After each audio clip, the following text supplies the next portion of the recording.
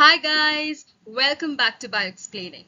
In today's video, we are going to talk about a few more contraceptive methods. As you know that in the previous video, we've been discussing about the various natural methods of contraception, and we also talked about the barrier methods of contraception. Right? So we'll discuss about a few more contraceptive methods in today's class. So stay tuned.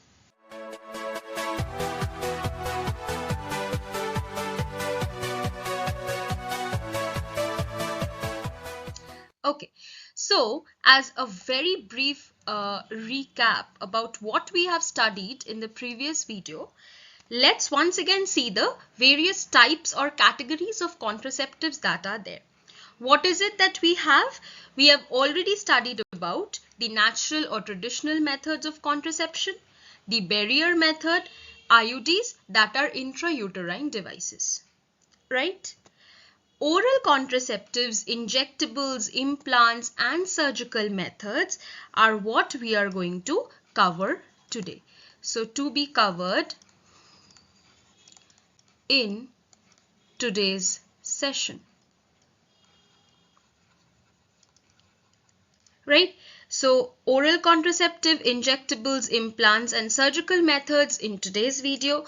These three, the first three, these are already covered.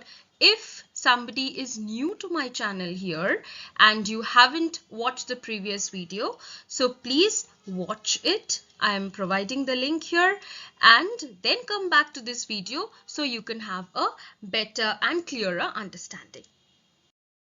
Well, so let's get started with the oral contraceptives. So the name itself gives you an understanding that these are to be taken orally, that you have to take it via your mouth in the form of medications or something. It has to be orally consumed, right? So these are small doses of either progestogens or progestogen-estrogen combinations. So what we can say that these are basically hormonal combinations, right? The female hormones we know very well. So oral contraceptives are small doses. Make sure that these are small doses of either progestogens or progestogen-estrogen combination. And how are they used? They're used in the form of tablets or pills, right? Now, there is an usual dosage followed for these contraceptives. That is, they're taken for 21 days starting within the first 5 days of the menstrual cycle. What do we mean by this? Let's use this image to understand what we are trying to mean by this. Okay, so for that, let me erase this part so I have more space. Right. Now, say what we are showing in this image, that this is number 1. That means you are starting to have this pill today. So you will have it continuously for 21 days. So where do you end at 21? So your date should be such that, say when you start your periods, that is your, like from that, after 5 days you start having the pill, right? That is continuously if you have for 21 days, then you get your periods. Your 22 to 28th day, that is your bleeding phase. That means the menstrual phase, your what you call to be periods in regular terms. That is the phase where you do not take the pills. Again, you start the pills. You take it for 21 days. The next 5 to 6 days is left for the menstrual phase. Again, you start the pill. Getting it clearly? So these pills have a mode of action that they inhibit ovulation and implantation. So quickly let's have a recap that what is ovulation and what is implantation. I think we all know this, that ovulation is release of the ovum from the mature Graafian follicle, right? That is at the 14th day of the menstrual cycle. What happens is that the Graafian follicle releases the ovum from it. Yes, and this happens due to the peak or the surge of the LH, or that is the luteinizing hormone. Okay, and then what do we mean by implantation? Implantation means that it is the fixation of the blastocyst. Fixation of the blastocyst in the uterine wall. I hope this is fine. So these two actions, that is ovulation and implantation, they are inhibited by these pills, which are basically progestogen estrogen combinations. Okay. So what do? That they alter the quality of the cervical mucus so that they retard sperm entry, right? These pills do not want pregnancy. They are contraceptives. That means they will try to inhibit the sperm entry, the ovulation, implantation in all the ways that they can. Now, what are the advantages of taking this pill? These are very effective. Since these are hormonal combinations, these have very high success rate and there are very less side effects. There are side effects, not that they are nil, but they are very less side effects. Simple side effects can be just normal side effects that we do, or normal symptoms that we have during the menstrual phase, that is mood swings and all that. Otherwise, serious implications are usually not felt, and they are well accepted by females due to a lot of reasons. That in a lot of cases, or rather in most cases, women do not have to consult a practicing doctor or a physician for using these pills. They are available in various pharmacy stores and people can simply go there. This is over the counter. You can just buy it and consume it. Okay. Now, let us talk about an amazing discovery that is sold under the name of Saheli. Right? So this is a new oral contraceptive for females and this is a non-steroidal preparation. Please remember that Saheli is a non-steroidal preparation. So this is just an image to show a packet of Saheli. So Saheli, is very different from the usual contraceptive pills that people take in. How is it different? In a lot of ways. The first difference is that it is non-steroidal, right? The second difference is in its dosage. We are coming to it. So Saheli has been developed at CDRI, that is the Central Drug Research Institute in Lucknow, India. So this is a matter of pride for us that this is an indigenous drug, right? CDRI has identified and discovered it. Now, Saheli is known as once a week pill. So can you find the difference in the dosage? The pills that we were talking about, the hormonal preparations we were talking about, they were being taken continuously for 21 days and then with a gap of 5 to 7 days. But this Saheli is once a week pill and it has even lesser side effects, very few side effects and high contraceptive value. That means it has a good success rate. Okay. Now, Saheli is the name, right? The brand name, the name that the company produces it with. So now what is the actual composition? The composition is centchroman, which is also known as ormeloxifene. Centchroman or ormeloxifene. So how does this centchroman basically work? What it does is it blocks the estrogen receptors in the uterus. The basic biology is what? That there is a receptor and the hormone, which is a ligand, comes and binds to the receptor. Just say there is a receptor like this, right? The hormone which is there, this is the hormone, okay? The hormone, or this is known as the ligand, will come and it will basically bind to the receptor, right? So only when the receptor has bound to the hormone, then there will be further changes. So this is the normal case. What Saheli does is that this centchroman, it comes and blocks this receptor. It does not allow any of such binding. It simply blocks the receptor of estrogen in the uterus. So now what happens is the estrogen cannot come and sit on the receptor, right? So any kind of hormonal action of the estrogen, that has been avoided, and thus implantation has been prevented. Another mode of action that centroman usually follows is, what it does is it prevents the proliferation of the uterus. Not uterus per se, we can say uterine, let me write uterine lining.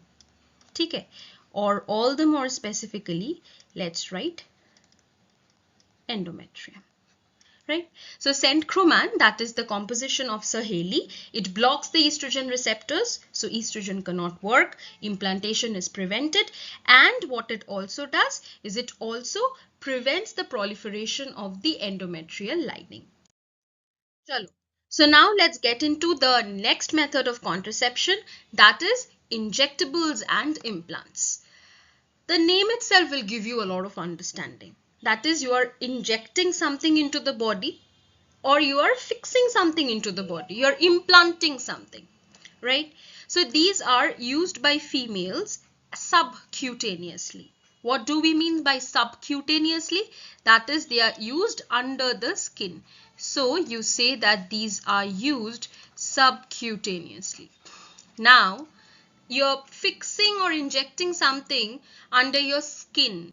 So obviously you can't do it alone at home, right? It has to be properly or supervised and surgically done by a professional. So as compared to your pills or the non-steroidal composition Saheli that we have studied just a few minutes back, injectables and implants, they are not that easy to use. You have to take the help of a healthcare or a professional, right? So they are implanted surgically into the upper non-dominant arm. What is your non-dominant arm? Say you write with your right hand. You type with mostly your right hand being more dominant than your left hand. You eat with the right hand. So your left hand is the non-dominant one. For a person who uses the left hand all the more, doesn't use the right hand much, writes with the left arm, eats with the left arm, for that person the right arm is the non-dominant one.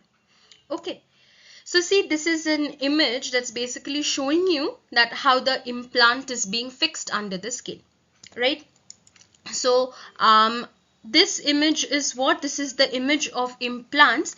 And why have I put it here? Because this is your NCERT image for implants, right? You should be able to identify that these are implants. Okay. See, this is just to show you that how it looks after it has been put under your skin, right? So what basically happens is that these also contain your steroidal, or you can say your hormonal combinations, right? So I can write that these are again hormonal preparations. Right now, so what is happening? You either use progestogens or progestogen-estrogen combination. So this is one similarity that it has with your pills, right? Now, the mode of action is very similar to that. The preparation is the same, the composition is the same, mode of action is also quite same. That is, it is a controlled release of hormones over years. What is the difference with your pills? The difference with your pills is that people have to take the pills for 21 days continuously every day. But implants, once injected or once placed under your skin, you are set for for a long time. So they give controlled release of these hormones, estrogen, progestogen, over years, right? And they're effective for a longer time, as we just said. Now, suppose there has been unplanned insemination. What do we mean to say? We mean to say that there has been unprotected sexual intercourse that has occurred, or let us consider worst case scenario, say rape cases have happened, right? So in this case, there are a lot of chances that it might lead to pregnancy, possibly leads to pregnancy, since semen has been deposited into the female body. Within 72 hours of coitus, mind the time. What is it? Within 72 hours of coitus. What do we mean when we say coitus? Coitus means sexual intercourse. Okay. So within 72 hours, if the hormonal preparation can be provided, that is administration of progestogens or the combinatorial preparation of estrogen progestogen or IUDs, it can be effective. What do we mean when we say it can be effective? Means they can avoid the possible pregnancy. Understandable?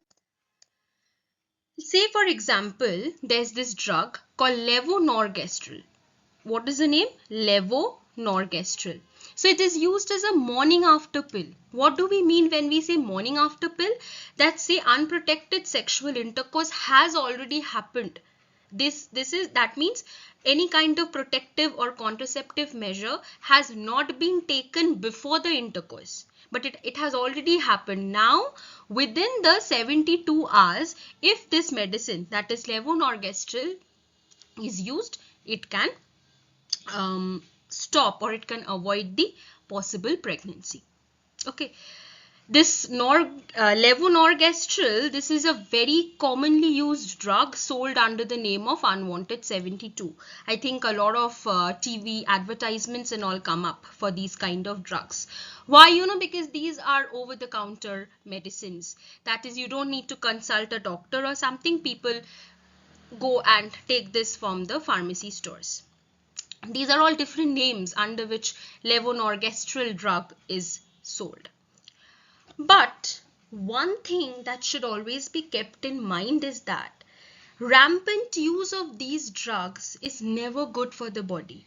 Excessive use, long time use is not good for the body, right? So proper contraceptive measures should be used, and it should also be kept in mind that as much as possible, such kind of steroidal, hormonal preparations, injections, etc. should be avoided. So hence, when we studied about our barrier methods, we said that those physical barriers, they are the best, one of the best methods of contraception, right? Now talking about the surgical methods of contraception. So these methods are also known as sterilization. The one thing that these methods have in difference as compared to all what we've studied till now is that all the other methods that you've studied, your natural methods, barrier methods, hormonal preparations, pills, everything, those are all reversible methods of contraception. Meaning that during the time of usage or for a certain period of time, they will work as contraceptives. Once they are withdrawn, their contraceptive action is gone. The person is fertile again. In case of your surgical methods of contraception, in case of sterilization, these are rarely reversible, or we can say in most of the cases, these are irreversible. Right? So these are, you can call them to be the permanent methods of contraception. So there are two in type. What are the two? One is vasectomy in case of males. Another is tubectomy in case of females. So, as I just told you that these are terminal methods. What do we mean when we say terminal methods? Terminal means, done, end. That is, no more can you go back to the fertile stage. So these are irreversible. Their reversibility is very poor, and hence we call them to be the permanent method of contraception. Carefully look into the two images that are being shown now. What are the two images that are being shown here? The first one, I'm trying to show vasectomy. So, vasectomy, the term itself gives you a hint at the vas difference. What is the vas difference? The vas deferens is the sperm duct, right? So what is its function? The vas deferens or the sperm duct will carry the sperms from its site of production, that is the testis. This is the testis, right? So the sperm duct will carry the sperms from the testis to, we can say that it will go to the urethra and then further down, right? So what is done in this vasectomy is that, as you can see at this site, the sperm ducts are cut and then they are ligated, right? So the sperm ducts are first cut and then they are ligated, that is, then they are tied. So what happens is you create a breakage in the pathway of the transport of sperms. I guess it is clear. Very similarly, in case of tubectomy also, the second diagram, this one is tubectomy. Tube. What tube are we talking about? We are talking about the fallopian tubes. That means we are talking about the oviduct. So in this case also, same thing that I just told you, that what is your fallopian tube responsible for? It will carry the ovum that is produced by the ovaries to the uterus. So in between only, if you cut and then ligate the fallopian tubes, what are you doing? You are creating a breakage in the pathway of the transport of ova. So the ova cannot be transported, right? So we say that, or it has been proved that these methods, that is your vasectomy, tubectomy, these are highly effective methods of contraception. So as we just discussed, that the surgical intervention blocks the gamete transport. Hence they prevent conception. That is, they will prevent pregnancy. Right? What do they block? They block the gamete transport. In vasectomy, it blocks your sperm transport. In tubectomy, it will block the ovum transport. So as we just saw, vasectomy mein small part of the vas deferens is cut and then ligated. Just a small incision is made on the scrotum, since the testes are contained in the scrotum, right? So small incision is made in the scrotum, then the sperm ducts are cut and ligated. While in case of tubectomy, a small incision is done through the abdomen, that is the lower abdomen, or through the vagina, and in this case the fallopian tubes are removed, or they are tied up or cut and tied up by this surgical method, right? So I guess perfectly it has been understandable. Well, so that's it for us. In the next video that we will be coming up with in a few days, we are going to discuss about MTP, right? What is MTP? MTP is medical termination of pregnancy, right? So stay tuned, keep following Bioexplaining, and in the next video we will be talking about medical termination of pregnancy. If you liked our video, then please like, share and subscribe to my channel Bioexplaining. Hold on for the next video. I'll be back with the next part of this chapter very soon. Thank you. Bye-bye.